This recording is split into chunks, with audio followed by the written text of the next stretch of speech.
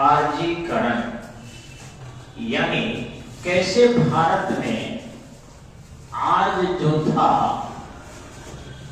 आज संस्कृति का विस्तार। ध्यान रखेंगे, इसी को आर्जीकरण कहा गया। आज जो कम पढ़े लिखे लोग इतिहास की पुस्तक है, या यूं कहें कि किसी ढंग से चोरी और नकल करके पास करके और डिग्रियां बिटोर लिए, ऐसे लोग भारत के इतिहास को अपने पॉलिटिकल बेनिफिट के लिए तरह तरह के तोड़ मरोड़ कर प्रस्तुत करते हैं।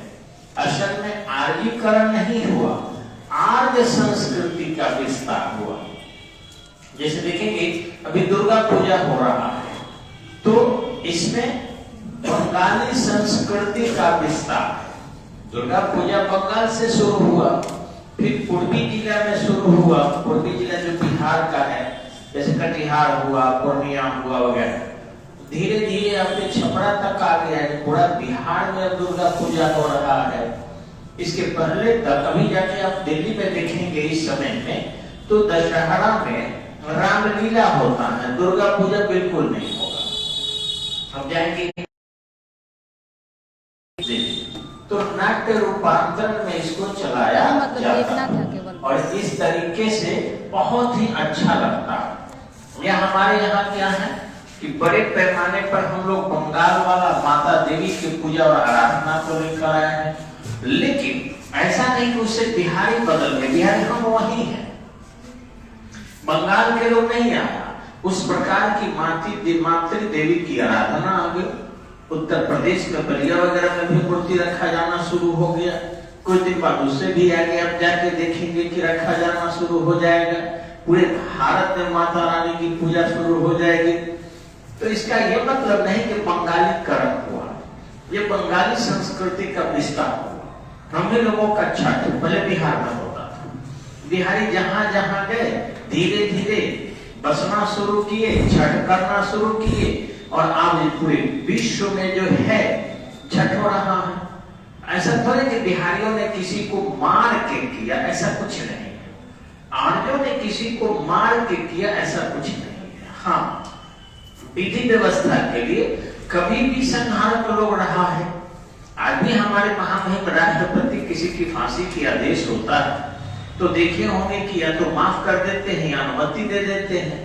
तो क्या हमारे राष्ट्रपति विधि व्यवस्था के लिए जो निर्णय लिए वो बुरा निर्णय है? ऐसा तो नहीं है। तो विधि व्यवस्था के लिए आर्यीकरण हुआ। अब इसमें आप देखेंगे एक विदेह नाम का राजा था, ठीक है, विदेह माधवा, विदेह माधवा। इसी ढंग से इसको थोड़ा मिटा दें, अच्छा नहीं लग रहा जी जी। तो विदेह माधवा नामक राजा था। दूसरा कि वैश्वानर नामक अग्नि थी, ठीक है। गौतम राहुगन पुरोहित थे, राहुगन पुरोहित थे, और धृत शब्द के उच्चारण से अग्नि प्रकट हो जाती थी। वे सरस्वती नदी के किनारे से, सरस्वती नदी के किनारे से चले थे, और सदा नीरा के पास यानी कि गंडक के पास आकर वे रुके। इतना ही नाम इसमें आता है। अब रहा कि सरस्वती नदी के किनारे से जब वो चले तो तलवार लेकर लोगों को नुकसान नहीं किए, बल्कि आर्द्र भूमि जो थी, जहां बिल्कुल कीचड़ काचड़ था, खेती की संभावना बहुत कम थी, उसको उन्होंने जंगल विहीन किया। आपके छपरा ही जो है, इसको कुछ लोग कहते हैं छह पड़ाव के कारण इसका नाम पड़ा। कुछ लोग सारण कहता है कि इसका नाम इस कारण से पड़ा। देखिए, सारण के नाम सारण पड़ने में कई कारण रहे। प्राचीन काल में यहाँ के विद्वानों ने कई बार कहा है कि सारण ले सारण चली, सारण गो गई बैठ। सारण ले सारण चली, सारण गो गई बैठ। सारण को सारण ना मिली, सारण हुई निषेध। से सुनेंगे। सारन ले सारन चली, सारन को गई बैठ, सारन को सारन ना मिली, सारन हुई निषेध। ये क्या है?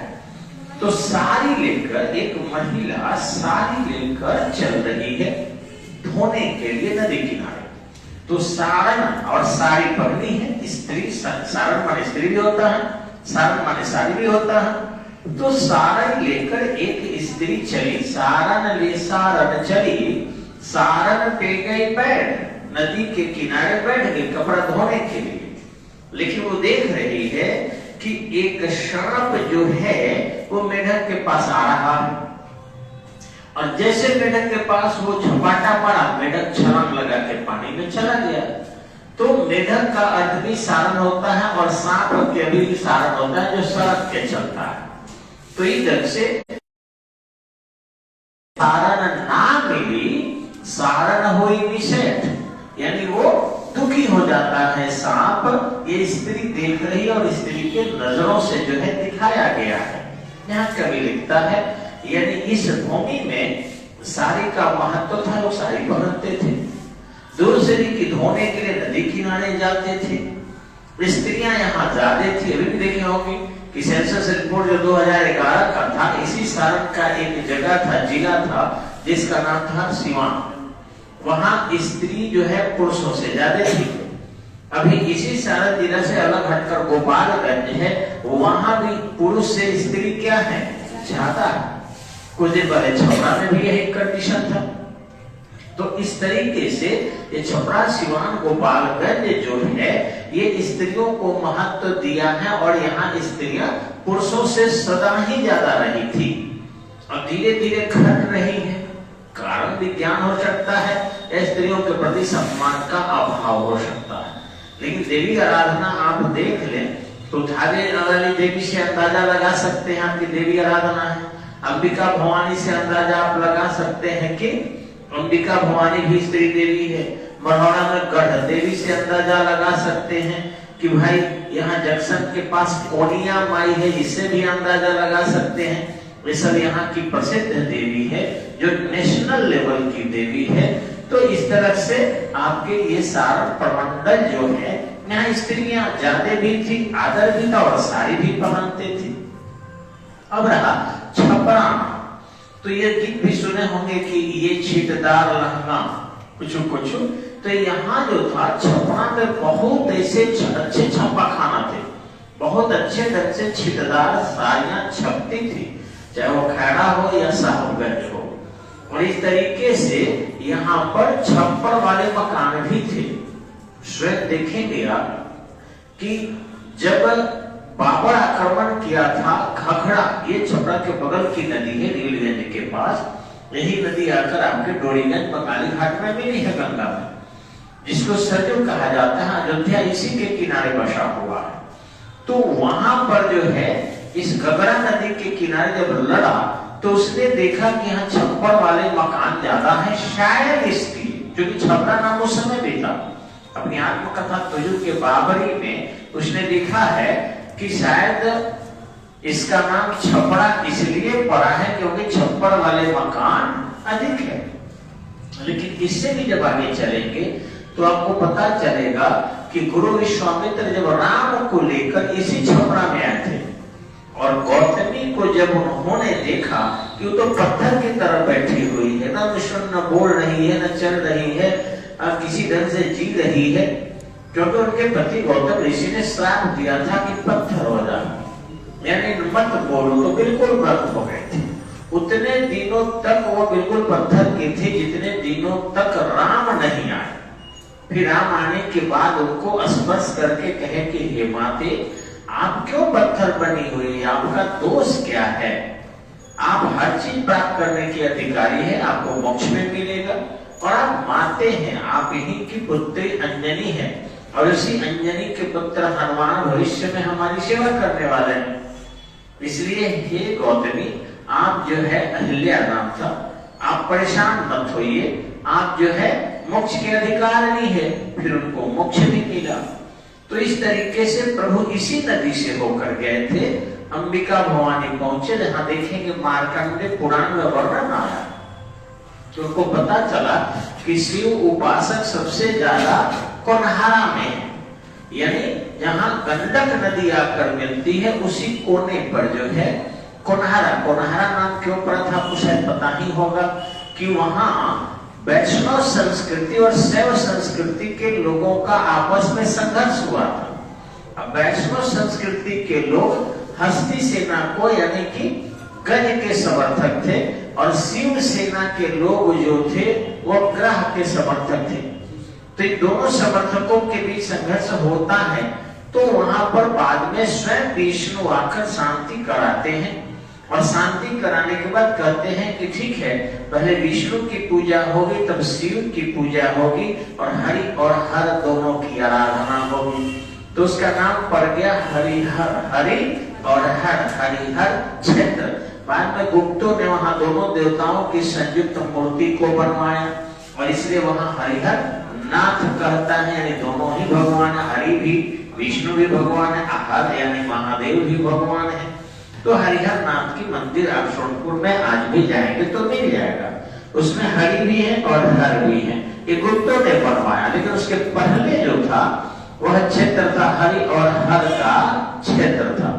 तो इस तरीके से वहां दोनों संस्कृतियों का जब संघर्ष शास्त्रार्थ चल रहा था, लड़ाई वाला नहीं, तलवार वाला नहीं, शास्त्र वाला, शास्त्र किताब ज्ञान वाला, तो वहां पर कौन हारा की बात चल रही थी।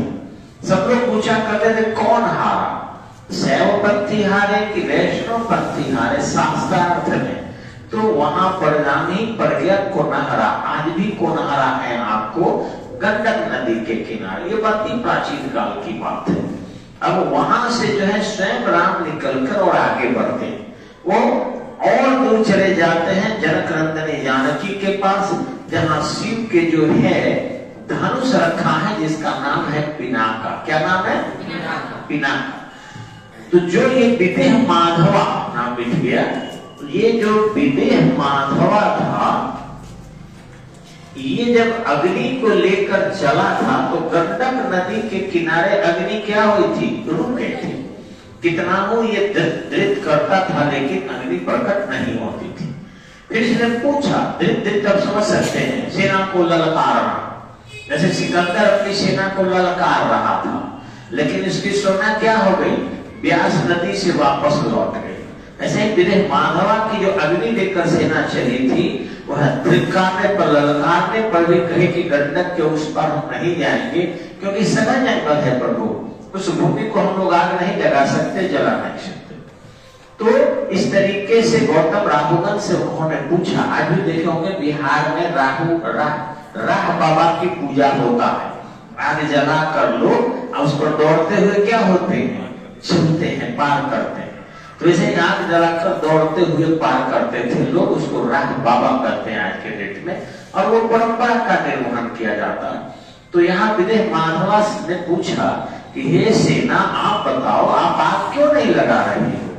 सेना ने कहा, हे महाराज, आप जस्ट इस नदी के उस पार विदेह नगर को बसाइए और वहीं पर जो है वैदेही जन्म लेगी, जो स्वयं धरती से उत्पन्न होगी।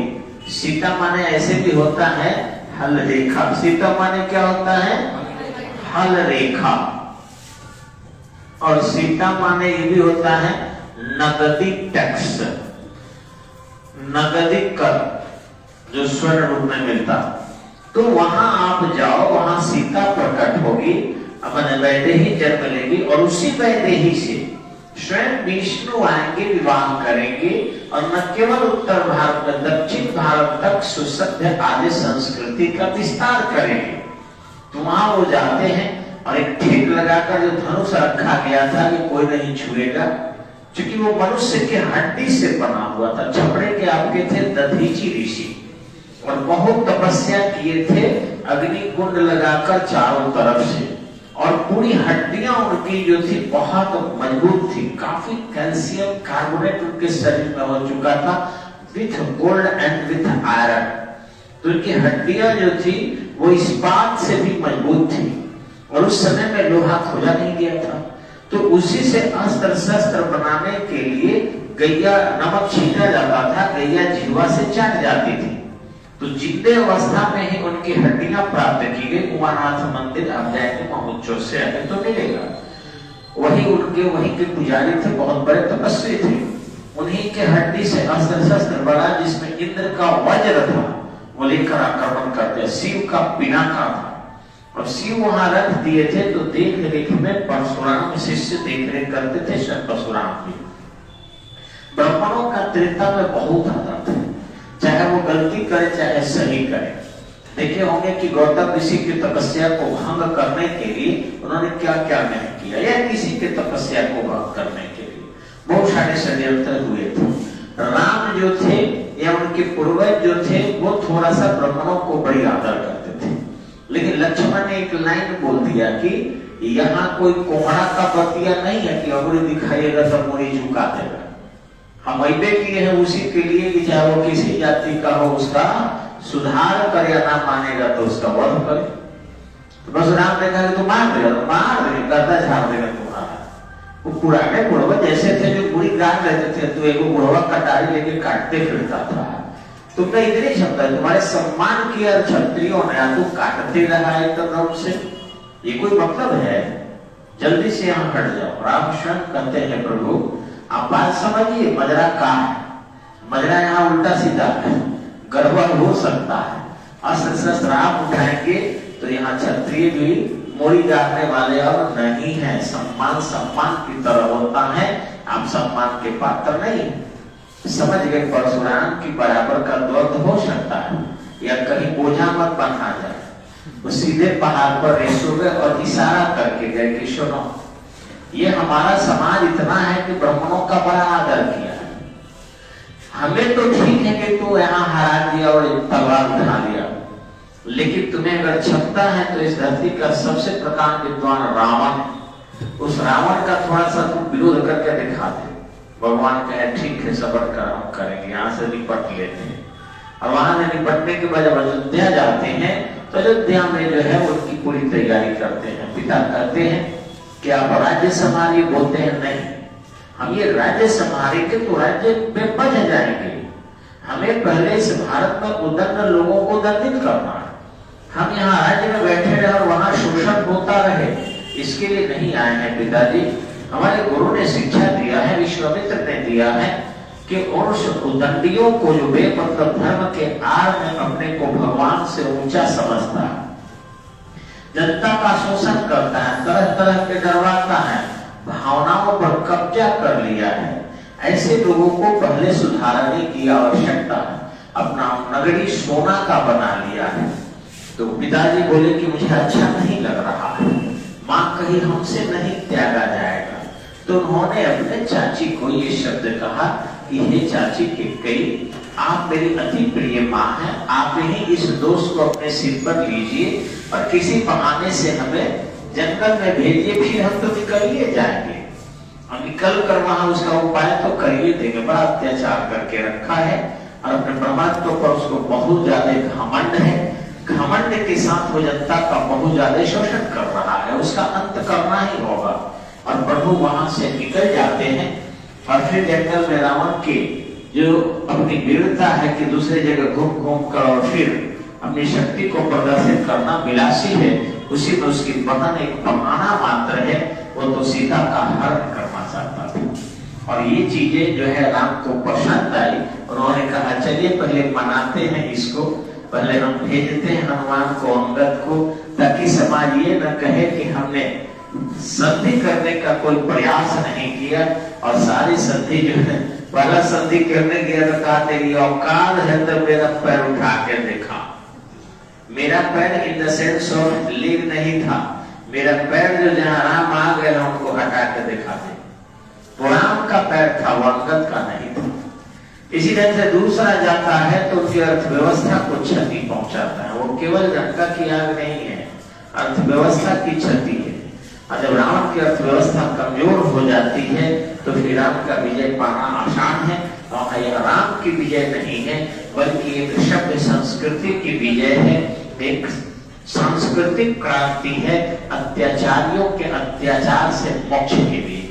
लेकिन उसी दशहरा में यदि हम फिर उसी अत्याचार के शोषण हो रहे हैं, रावण अब पहले लंका था, लेकिन अब रावण घर घर आ गया है।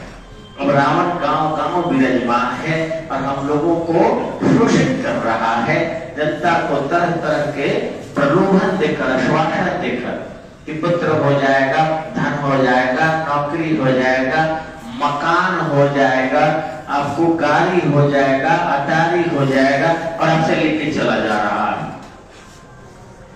दक्षिणा के रूप में, या फिर तरह तरह के पूजा और आराधना के बहाने अपनी मजदूरी नहीं लेकर, अपनी सेवा की जो दे रहा है उतना न लेकर, उससे बेशी लेकर, यानी अब उस रावण को इस दशहरा में संभालने की आवश्यकता है, न कि रावणत्व को बढ़ाइए दुर्गा जी के आड़।